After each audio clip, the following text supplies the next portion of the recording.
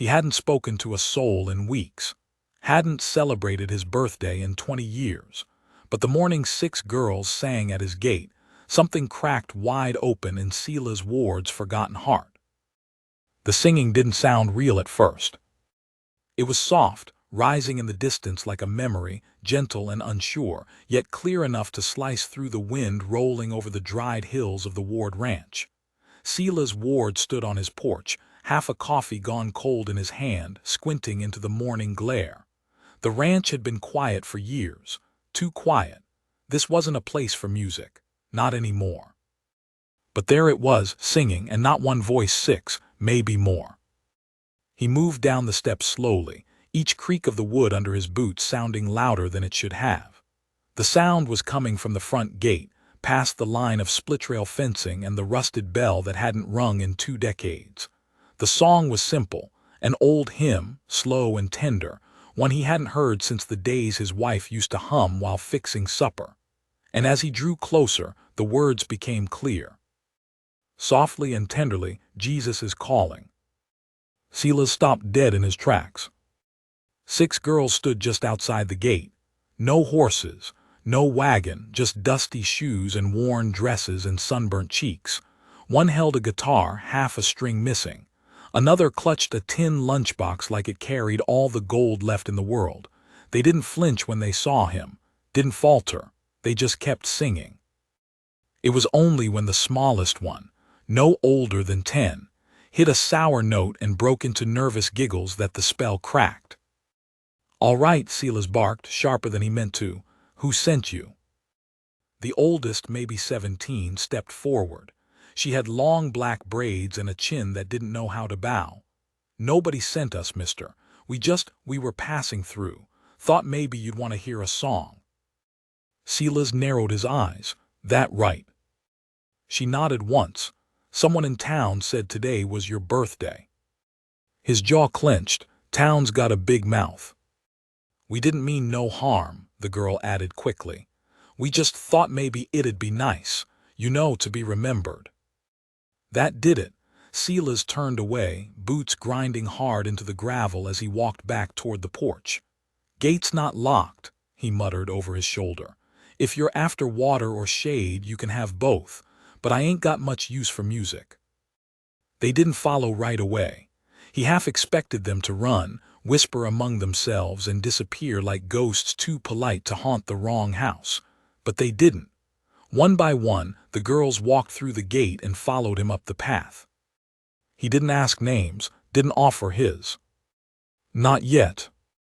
Inside the house was worse than outside, dim, dry, lined with the smell of dust and wood rot. No decorations, no photos on the walls, just a single oil lamp, a cracked Bible on the table, and a rifle leaning near the door. Silas watched them like a hawk. They poked around the edges of the room, respectful but curious. The youngest girl tiptoed toward the mantel where a faded silver frame sat face down. She reached for it. "Don't," Silas said, too quiet to be a warning but loud enough to stop her cold. She backed away. The oldest girl cleared her throat. "I'm Cora," she offered gently. "These are my sisters, Mina, Ruth, Jo, Clara, and Hope." Hope, the little one, peeked up at him through a curtain of tangled curls. "Do you got cake, mister?" Silas blinked. "What?" "For your birthday," she said seriously. "Mama used to make carrot cake when it was ours, even if we was moving." "No cake here," Silas said. "You don't celebrate?" "Not in 20 years. They didn't ask why. Just stood there, 6 pieces of curiosity and kindness he hadn't invited, hadn't prepared for, hadn't known he still had room for. It was Cora who broke the silence again. "We could make you something, if you got flour or beans, or even just apples." "There's some food in the pantry," he muttered, not sure what's still good. Cora nodded like it was an invitation, and in a blink they were off. Hope carrying the lunchbox like a sacred offering, Ruth already peeling back the pantry door, Jo laughing as she found a dented tin of peaches. Silas sat in his usual spot at the table, watching like a man watching a wildfire dance too close to the barn. They moved like they'd done this before, taken a stranger's cold silence and warmed it like kindling. He didn't know where they'd come from, didn't know where they were going, but somehow they fit in his kitchen like they belonged to it. "You always travel like this?" he asked. Cora, kneading something in a chipped bowl, shrugged. "Used to be more of us. Mama too, but folks fall off. Storms take some, men take others." Silas felt something twist in his gut. "You running from someone?" "No, sir," she said calmly. "We're running to something." "What's that?" Cora didn't answer, just smiled and kept kneading. They made a kind of bread, flat and sweet, barely risen, and heated the peaches on the stove with a little salt. It wasn't cake, but Hope sang anyway as she ate, and Mina picked up the guitar and played something soft. Clara found an old broom and swept the porch. Joe fixed the loose hinge on the back door like she'd done it 100 times before. It felt like family. Silas didn't trust it, couldn't. By sundown, he'd made up a spot in the barn for them, blankets, hay, a lantern. He watched them settle in, saw Cora pull Hope close and kiss her head. Something about it scratched at the inside of his ribs. "You sure you're safe out here?" he asked. "Plenty of men wouldn't let you pass their fence, let alone feed you." "We can handle ourselves," Cora said simply. And when she turned and looked at him, her eyes were tired but clear, like she'd seen more than her years had any right to see, and decided to survive it anyway. Silas nodded and turned away. That night he didn't sleep. Sat in the rocker by the stove, hands idle, eyes fixed on the dark. He kept waiting for the catch, the reason they'd come, the lie behind the song. At dawn a knock came, not from the girls but from something else. A rider, big man, broad, face half hidden under a black hat. Silas answered with the rifle in his hands. "You're housing strangers," the man said, voice like gravel dragged across iron. "6 girls, one of them's mine." Silas did lower the rifle. "That right." "They ran, took something that wasn't theirs." "What'd they take?" The man's smile was thin and dead. "Hope." The name hung like a noose. Silas didn't flinch. Behind him on the porch, Cora stood tall, silent. Silas didn't look back, just stepped forward, blocking the door with his body. "You best be on your way," he said. "This ain't your fight, old man." Silas leveled the rifle. "You're wrong about that." The man's eyes narrowed, and somewhere inside the house, Hope started to sing again. Silas didn't move. "Not this time. Not again." The man didn't draw. "Not yet." He just stood there in the dawn light, rein slack in one hand, the other resting casually on the butt of a pistol strapped low on his hip. His horse snorted once, shifting under the weight of its rider. Silas stood still, rifle firm against his shoulder, the wood worn smooth from years of use but the barrel straight and clean. The sun hadn't cleared the hills yet, but the light was strong enough to show what mattered: the set of Silas Ward's jaw, the fire in Cora's eyes behind him, and the thin, mean smile on the stranger's lips as he tilted his head and looked past the old man's shoulder. "She sings like her mama," the man said softly. "That high, broken note at the end gets me every time." Silas didn't move. Cora stepped out from the shadows of the porch, calm and quiet, her voice steady. "You lost the right to say her name the day you raised your hand." That flicker of a smile faded. "You got no say in what's mine," the man growled. "She ain't a thing to own. She's my blood." "You forfeited that," Cora replied, and her voice, though barely above a whisper, cracked like a whip. Silas saw the man's fingers twitch, just a hair, enough to make the old pain in his own ribs throb. "She's under my roof," Silas said evenly, "and that makes her my responsibility." "This is none of your business, old man," the rider repeated, his voice hard now, sharp. Silas stepped forward. "You come up my road, you brought it to my door, that makes it my business." The rider said nothing for a long moment. Then, "I'll be back." "You won't be welcome." The man didn't answer, just turned his horse and rode back down the road slow, like a man confident he'd already won. He didn't look back. Silas watched him go until the dust settled. Then he turned to Cora. "You should have told me. I didn't know if you'd help." "I would have." "I've heard that before," she said, "from folks who meant it in the moment and turned mean when trouble came knocking." Silas rubbed a hand over his face. "Who is he?" "Name's Mercer Harland. He ain't their father. He was their mama's second husband. Mean drunk. Lost 3 towns ago when we slipped off while he was sleeping it off in a ditch." "He beat her." "He killed her," Cora said quietly. "And no one did a thing. Town sheriff said it was his word against a dead woman, so we left, been leaving ever since." Silas felt that old heat rise behind his ribs again. Not anger, not yet, but the precursor, the coals. "You think he'll come back?" "He always does," she said. "He's patient, and he ain't afraid to hurt people." Silas looked out over the land. His land, the empty fields, the broken fence along the west line, the shed door that never closed right. This wasn't a fortress. It wasn't even a home anymore, but it was his, and it had one last fight left in it. "Then we'll be ready." She blinked. "We." "You're here now," he said. "This ain't just my fight anymore either." By mid-morning, the girls were helping with the fence. Ruth and Joe hauled tools from the shed. Clara, despite her soft hands and city-dainty stride, learned fast. Cora stood alongside Silas, her sleeves rolled up, hammer in hand. Hope followed them like a shadow, singing softly under her breath, always 3 steps from Cora's skirt. They worked hard, fast, the kind of work born of urgency and fear. "You ever fought before?" Silas asked her while nailing a crossbeam. Cora didn't look up. "Plenty, just not always with weapons." "You ever shot?"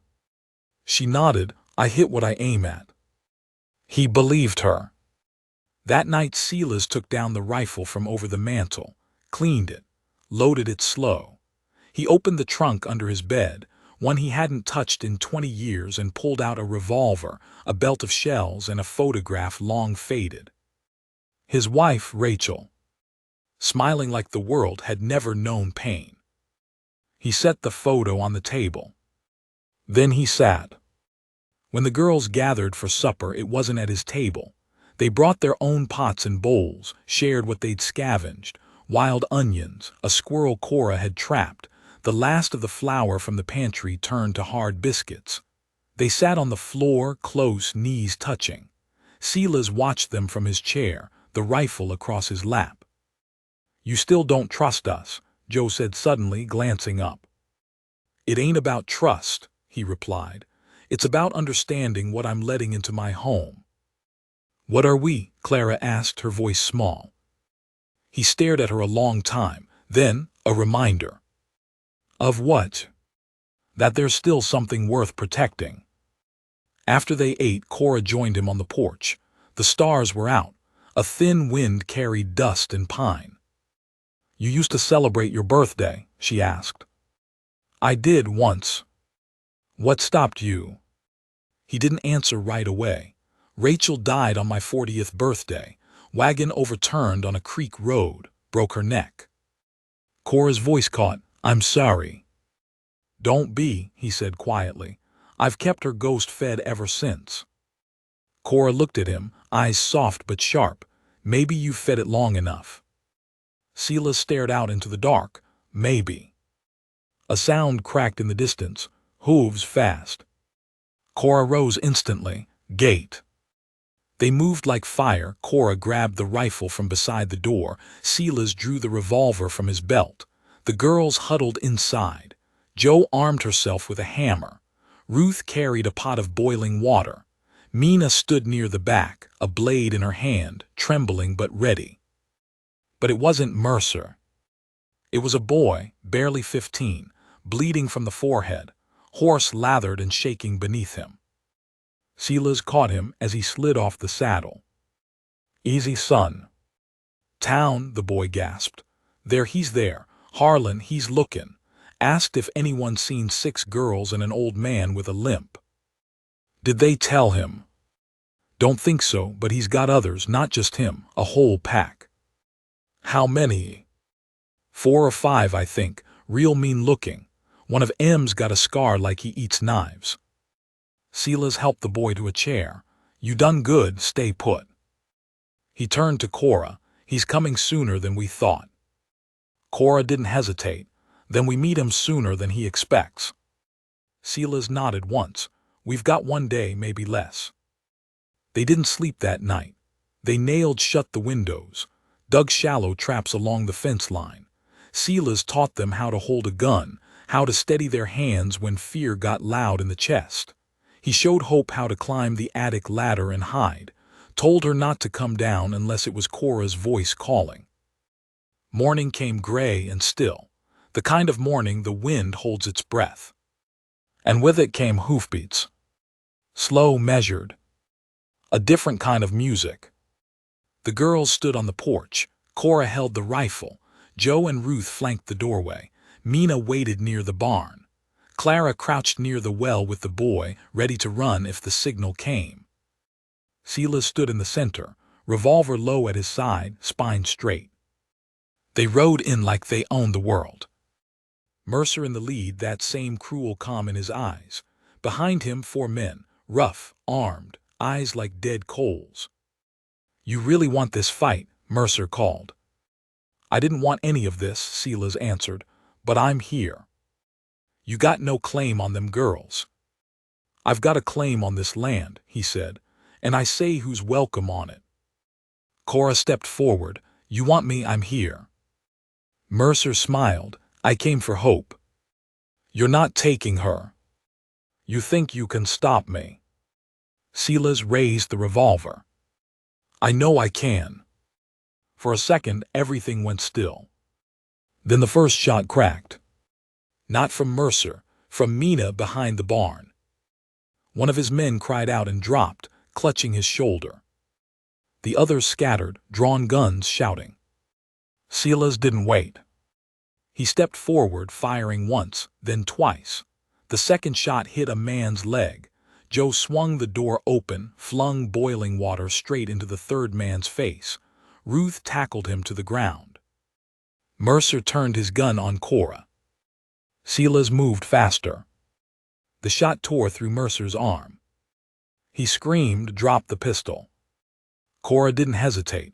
She stepped in close, rifle aimed point blank. Move again, she said, and you don't get a third chance.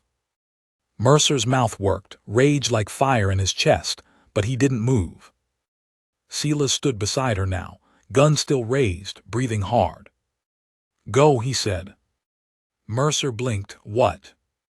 Get off my land. You come back, I bury you myself.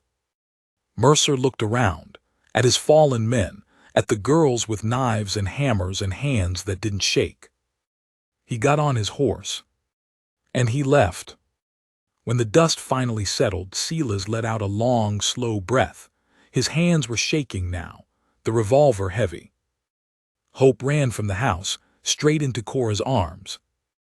The others followed, laughter breaking through the silence like something sacred.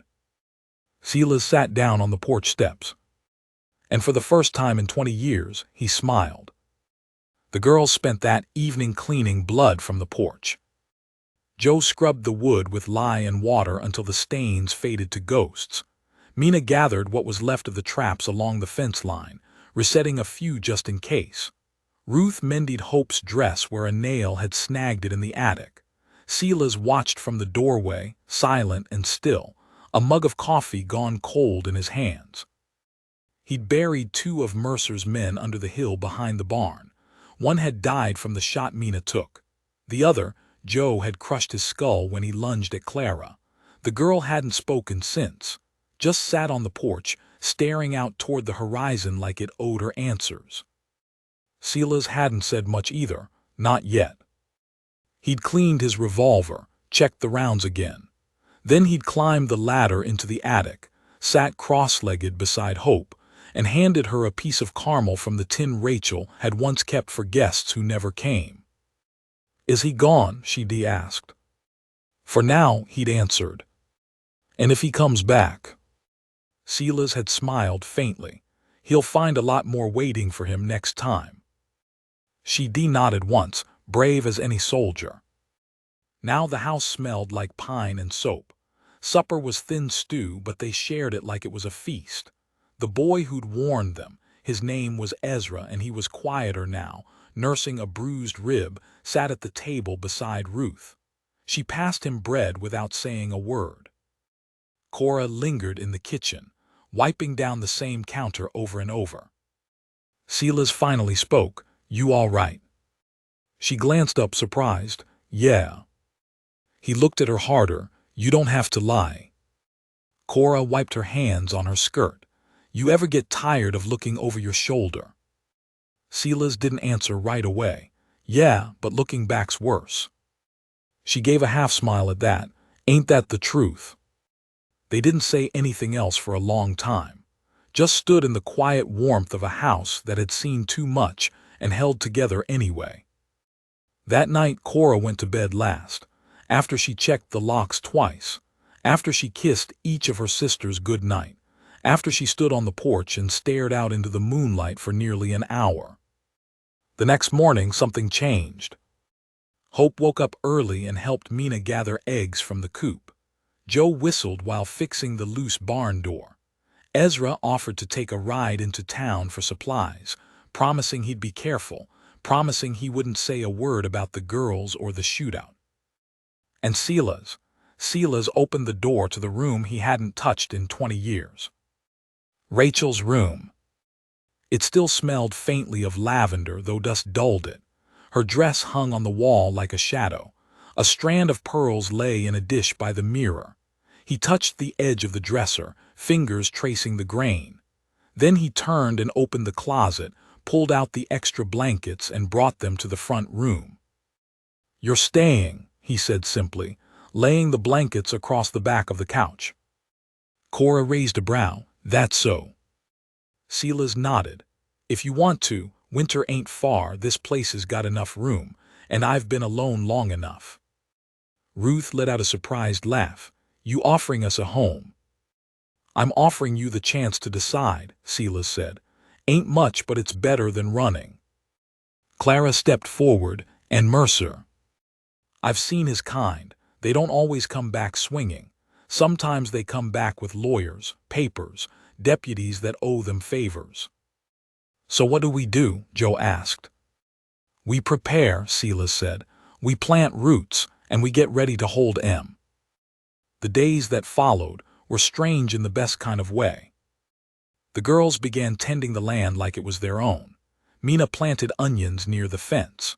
Ruth built a line of chicken pens from old barrels and scrap wood. Joe reinforced the barn door with salvaged iron from the creek bed. Cora made a list of every useful thing within 20 miles, friendly shopkeepers, reliable neighbors, side trails only locals knew. Ezra came and went, always on the lookout, always with a mouth full of questions and a heart eager to help. He brought back flour, salt, 2 bolts of fabric, and a crate of books left behind at the town's shuttered schoolhouse. Hope carried the books around like treasure, reading by lamplight with her head on Cora's lap.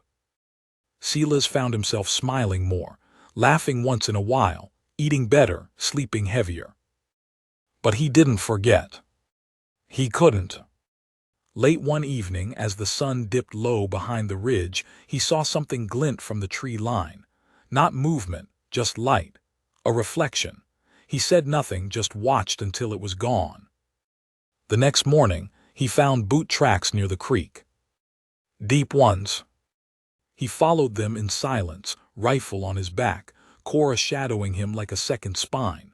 The tracks led nowhere, ended in soft mud like the man had vanished. "He's watching," she said. "Or waiting." They returned in silence, reinforced the doors, checked the well, counted supplies. Joe carved crude whistles out of bone and passed them around. "1 blast means run," she said. 2 means hide. 3 means fight. Silas didn't ask how she knew that.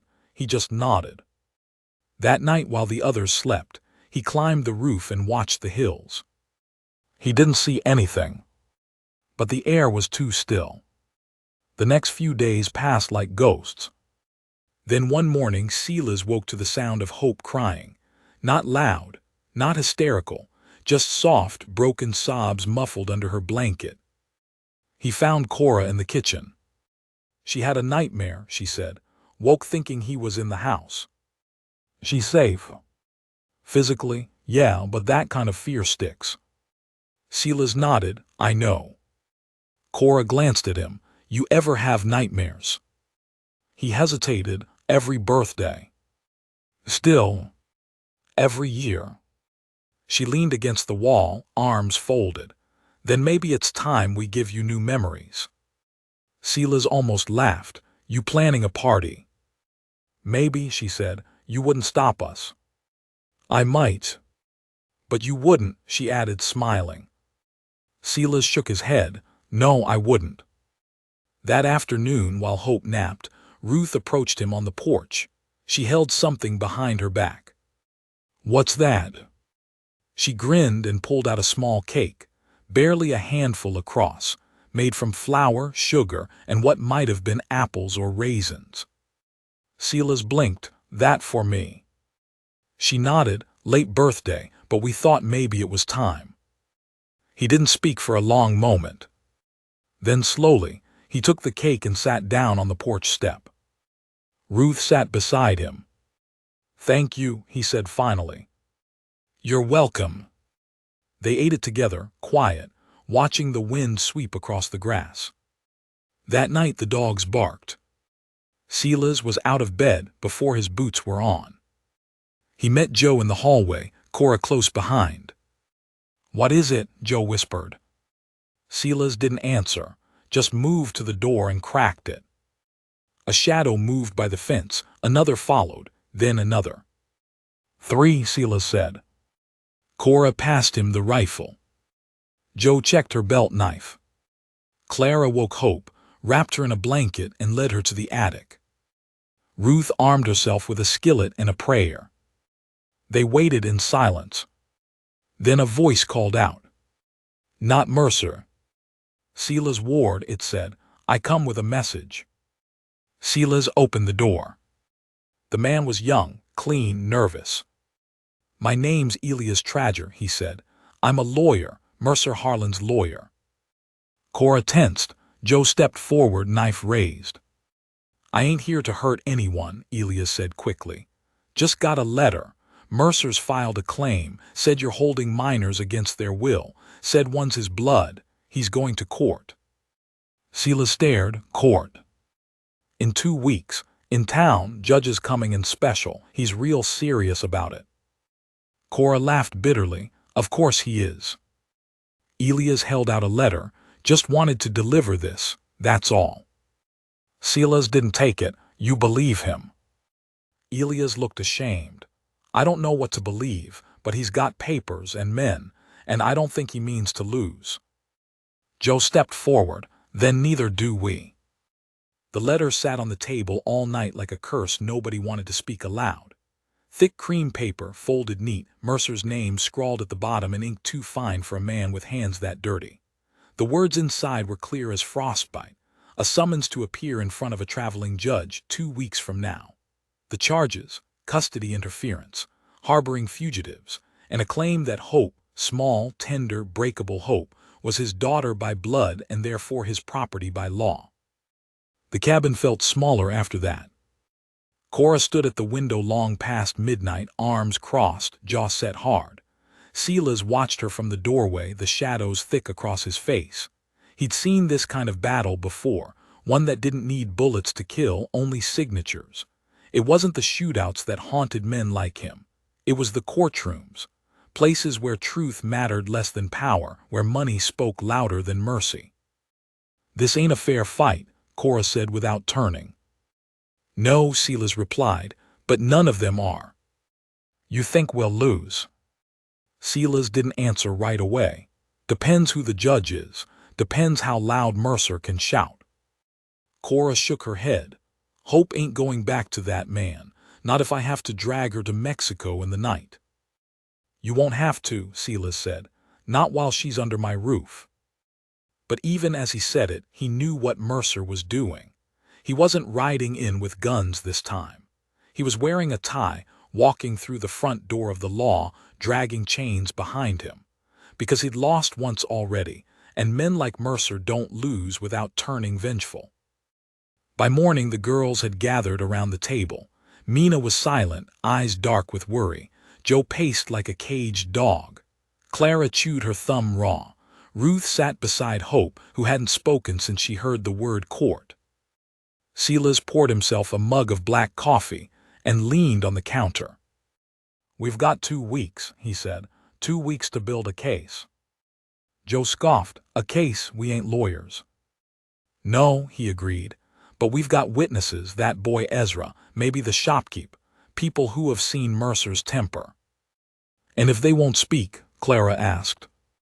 "Then we speak louder." That afternoon, Cora rode into town with Mina and Ruth.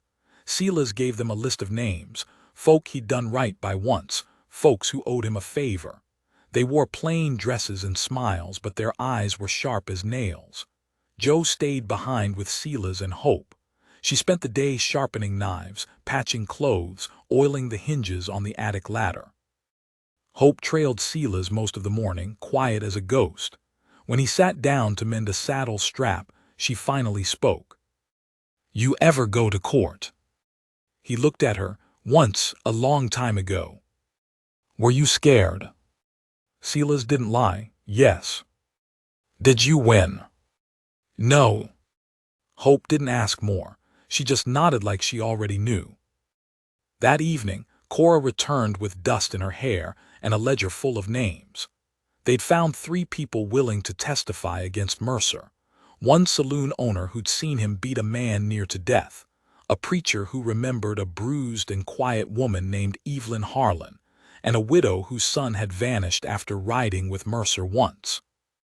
"It's something," Cora said. "It's not enough," Joe replied. "No," Silas agreed, "but it's a start." The days bled together after that. They built arguments the way Silas once built fences, slow, piece by piece. Cora wrote down everything she remembered about Mercer, every scar and scream and night she'd spent hiding Hope behind her back. Ruth practiced reading aloud so she could help if the judge asked questions. Mina taught Joe how to write her own name, just in case. And Silas rode out to see someone he hadn't spoken to in years.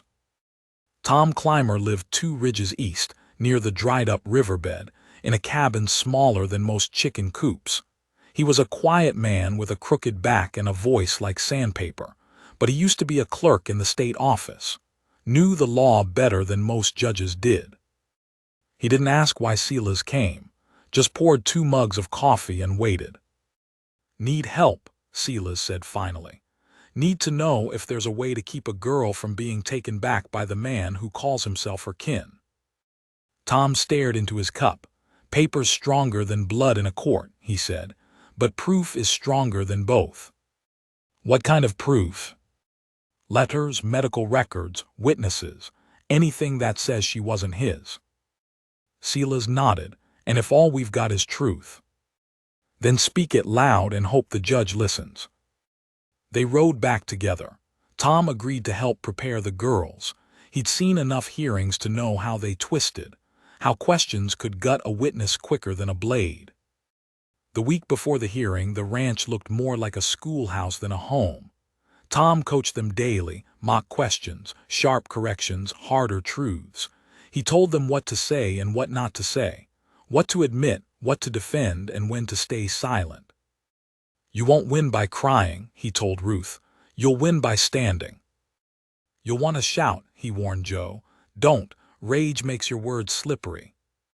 And to Cora he said, "You carry all their stories, but the judge won't care unless you carry them calm."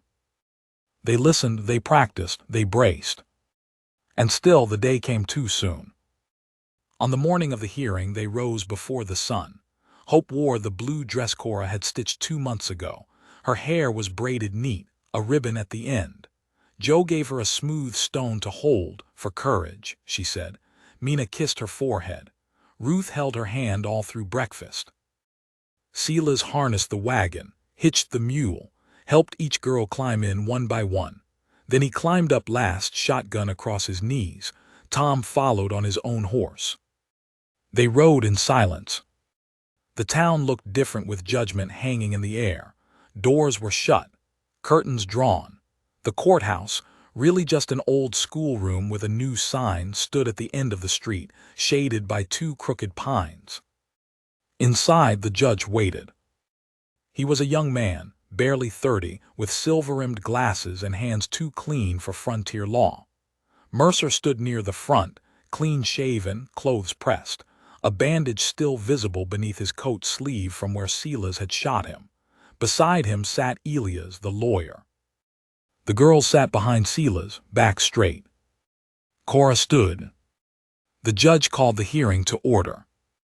Elias opened with a long, well-spoken account of Mercer's claim, his marriage to Evelyn, the birth of Hope, the abduction of the child by Evelyn's sister, and the alleged manipulation by a stranger named Silas Ward. Silas felt his fists clench. Then it was their turn. Tom stepped forward first. He explained the nature of the custody claim, then handed over the witness statements. The judge reviewed them without expression. Cora spoke next. She told the story with no tears, no theatrics, just facts. The bruises, the silence, the final scream the night Evelyn died, the sheriff who did nothing, the long road of hiding that followed. She spoke of Rachel Ward, too, how her memory kept the house full even after her death. Elias pressed hard. Did Mercer strike you? No, he struck her. But you left without legal claim to Hope. I left to keep her alive. Do you have proof she was abused? No, I have memories. Elias turned to the judge. No evidence, only stories. Then Joe stood. She spoke of what she'd seen in the years since, how Hope flinched at loud sounds, how she cried in her sleep, how she had once drawn a picture of a man with red eyes and broken teeth and buried it under a stone near the fence line. The judge asked questions. Ruth answered, Mina confirmed. Then finally Hope was called. Silas tensed, but she stood. She walked to the front with her stone in one hand, her ribbon hanging behind her, her eyes wide but dry. The judge leaned forward. Do you know who Mercer Harland is? She nodded. He's the man who yells. Is he your father? She paused. No. Do you know who your mother was? Yes. Who raised you? She looked back at Cora. She did. Do you want to go with Mercer? Hope shook her head. Why? Because he smells like broken glass. The room went still. The judge tapped his pen once, then again. We'll take recess, he said. Everyone rose. Outside, the girls sat on the bench beneath the pine trees. Mercer paced like a caged animal. Elias said nothing.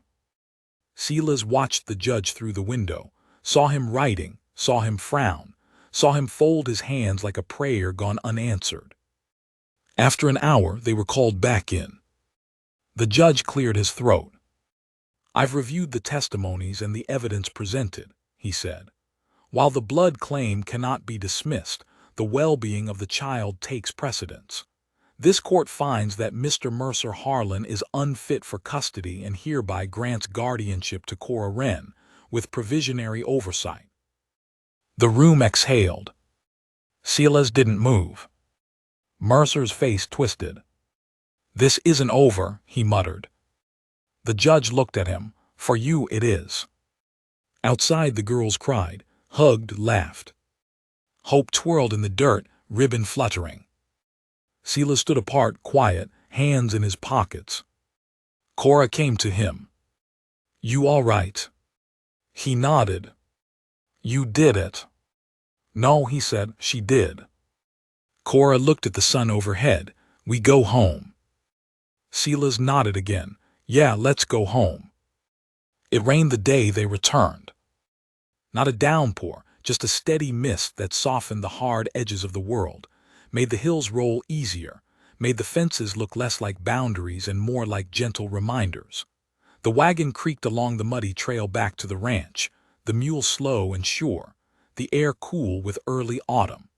Hope sat between Joe and Mina, clutching her stone in one hand and a paper flower Ezra had folded for her in the other. Silas drove in silence. Cora rode beside him, hat low over her brow, hands in her lap. No one spoke much on the way back, not because there was nothing to say, but because what had been said in that courtroom still clung to the edges of their minds, too big and too sharp to put down yet. By the time they rolled through the front gate, the porch light was glowing in the dusk. Ruth jumped down first, unlatched the door, and let the warmth spill out like something holy. They stepped into the cabin together, not with fear or caution this time, but with ownership, as if some unspoken line had finally been crossed and the place was no longer just shelter, it was home. Silas hung his coat.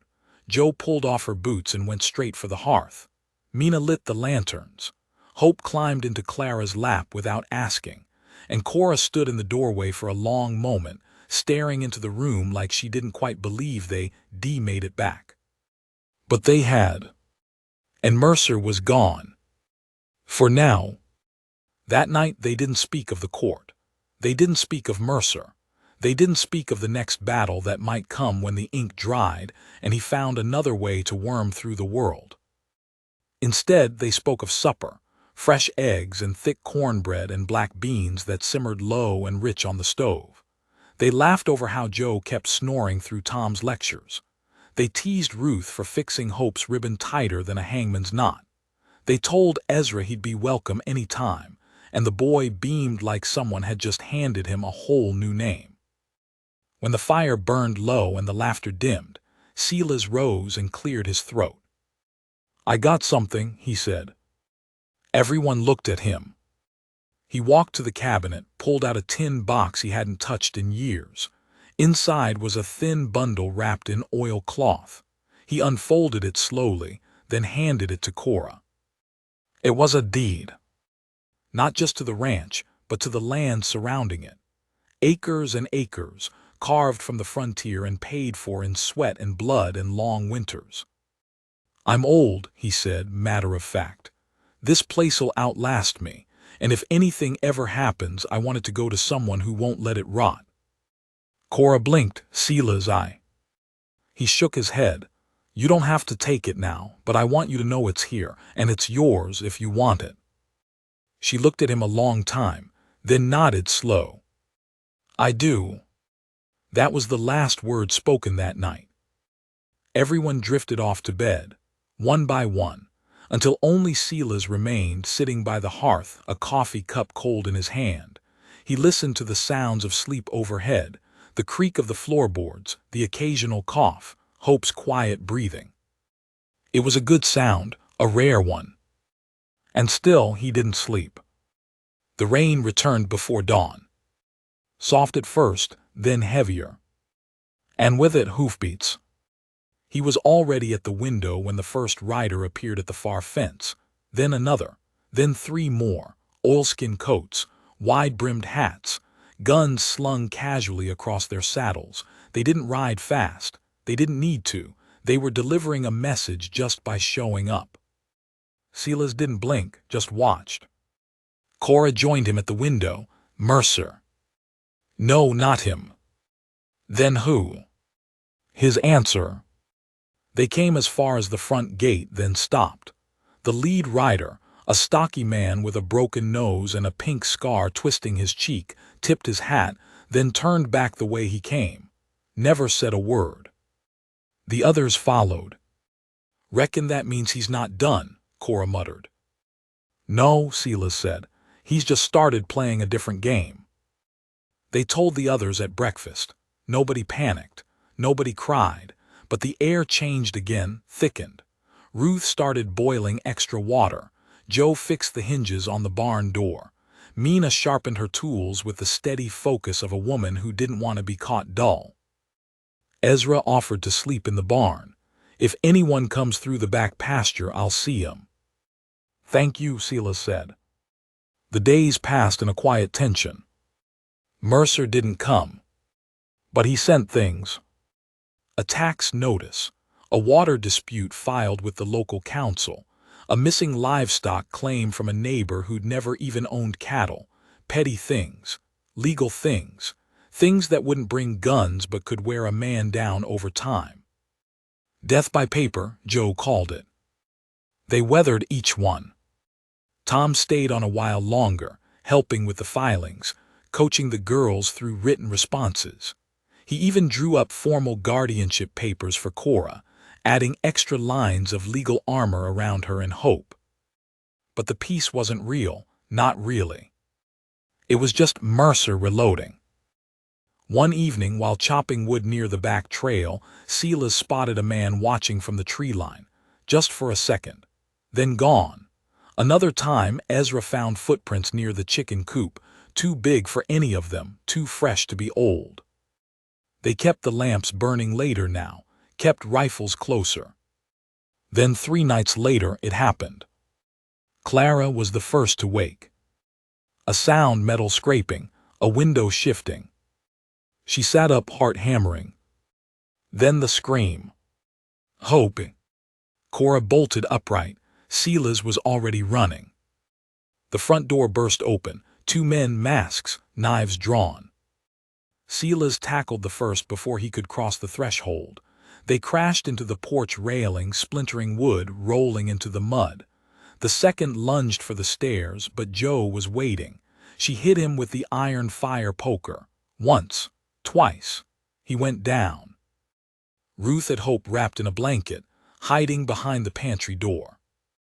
Mina grabbed the shotgun from the mantel and fired once into the night, just a warning, just enough to send the rest fleeing. Cora hauled Silas back inside, blood on his shirt, a shallow cut across his ribs. Not deep, he grunted. But it was enough. The next day they found the footprints again, 5 men this time, horses tied near the ravine, and a crude note nailed to the barn door, "She's mine." That was the last straw. Silas stood in the yard, bloody shirt open to the air, shotgun in one hand, and made a decision. "This ends now," he said. Cora looked at him. "What are you going to do?" "Mercer wants to drag us through court and papers and fear, but he made a mistake last night."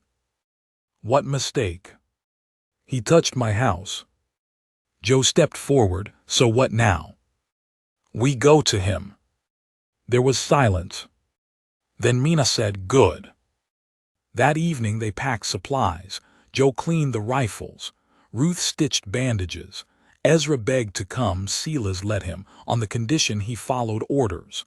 Clara wrote a letter and tucked it under her pillow, just in case.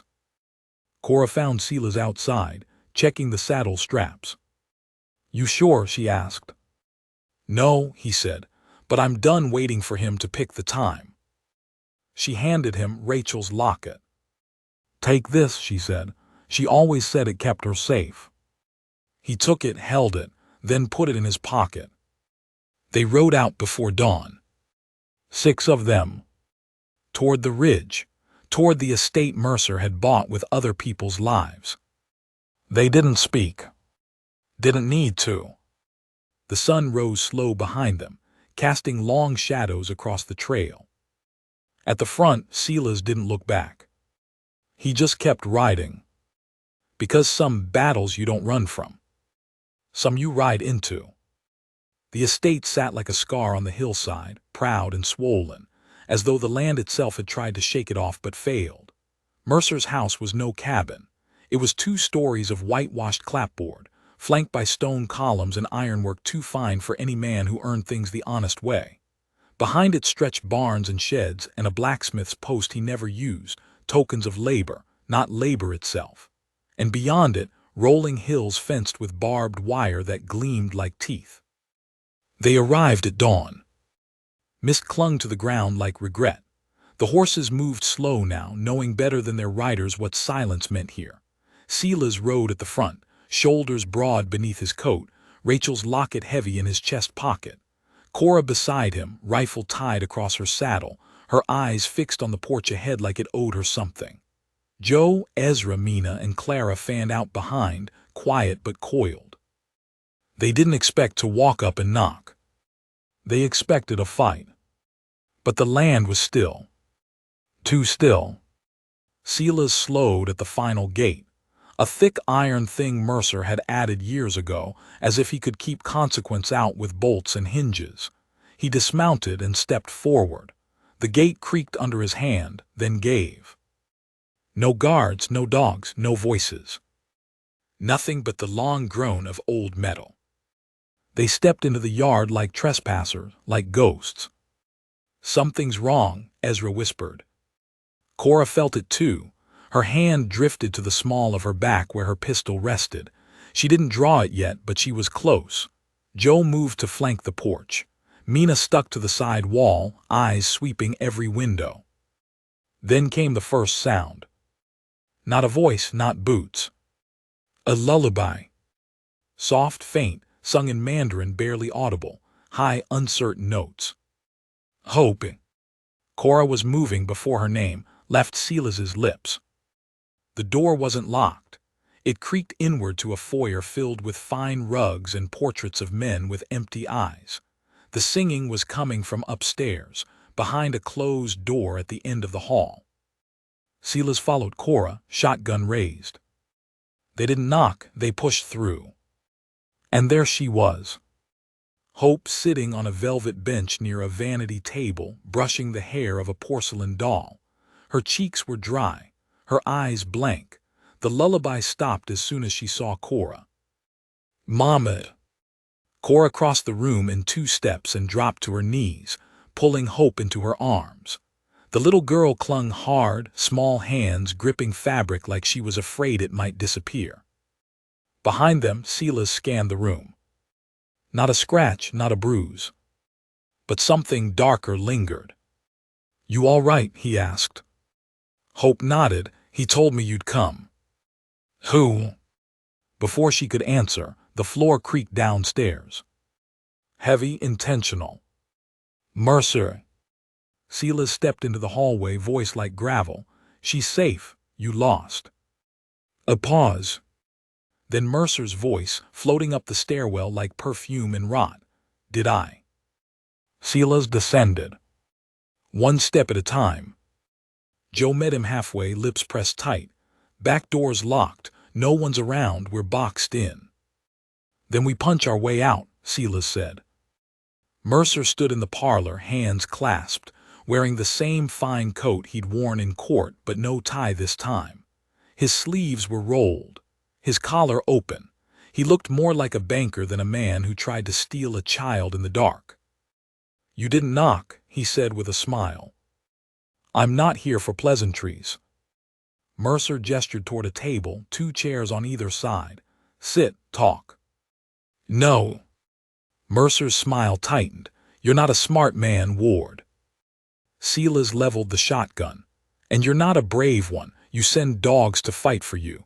You hide behind ink, behind money, behind little girls." Mercer's eyes glinted. "I gave her tea, toys, clean clothes. Ask her. I never laid a finger on her." "You didn't need to," Silas said. "You've been laying hands on people your whole life without touching 'em once." Mercer didn't flinch. "What do you want?" "You to vanish." Mercer laughed then, a bitter, shallow thing. "And if I do?" "Then we take you apart, 1 piece at a time." "That a threat?" "It's a prophecy." A door slammed upstairs. Ezra ran into the room, panting. "Riders 4 coming fast." Mercer's smile widened. "Told you, not smart." The ambush came quick. Gunfire cracked outside, first 1 shot, then a volley. Glass shattered in the hallway as a bullet sliced through a window frame. Joe yanked Hope from the vanity bench and dragged her into the hallway. Mina pushed Clara into the linen closet and took position by the stairwell. Silas didn't blink. He raised the shotgun and fired once. Mercer dove behind the table, wood splintering. Then all hell broke loose. Cora was halfway down the stairs when a man crashed through the front window, landing hard.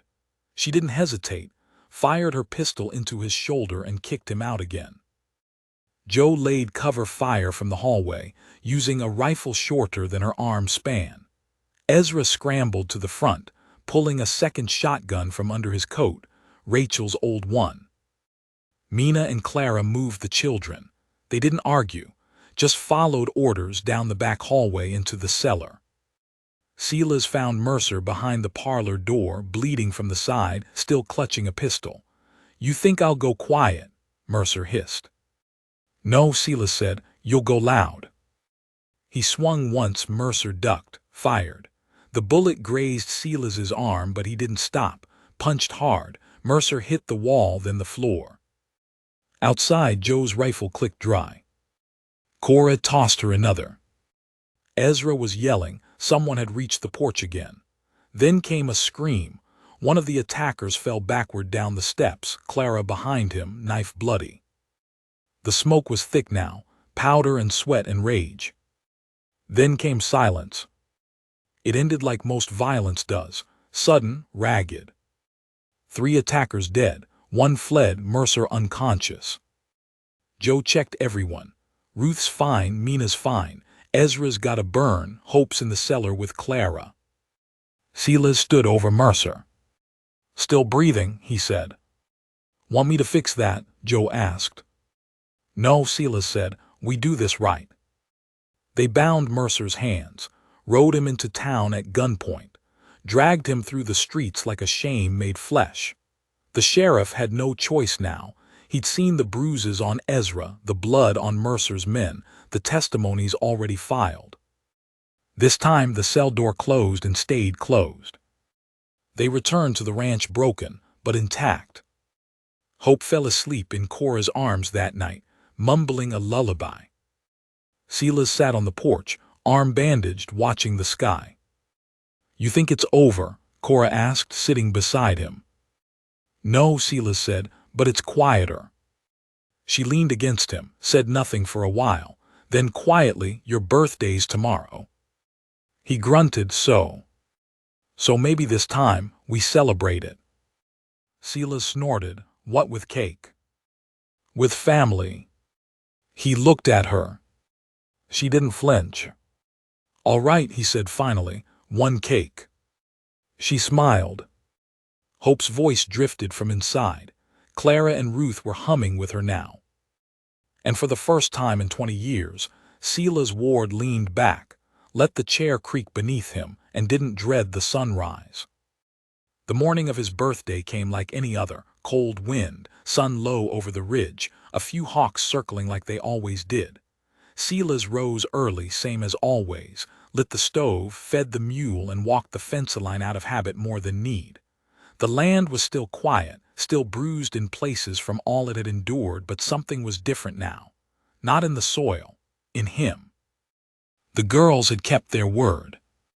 By the time he returned to the porch, there was a quilt stretched over the railing, fluttering like a flag. Someone had tied wildflowers to the fence posts.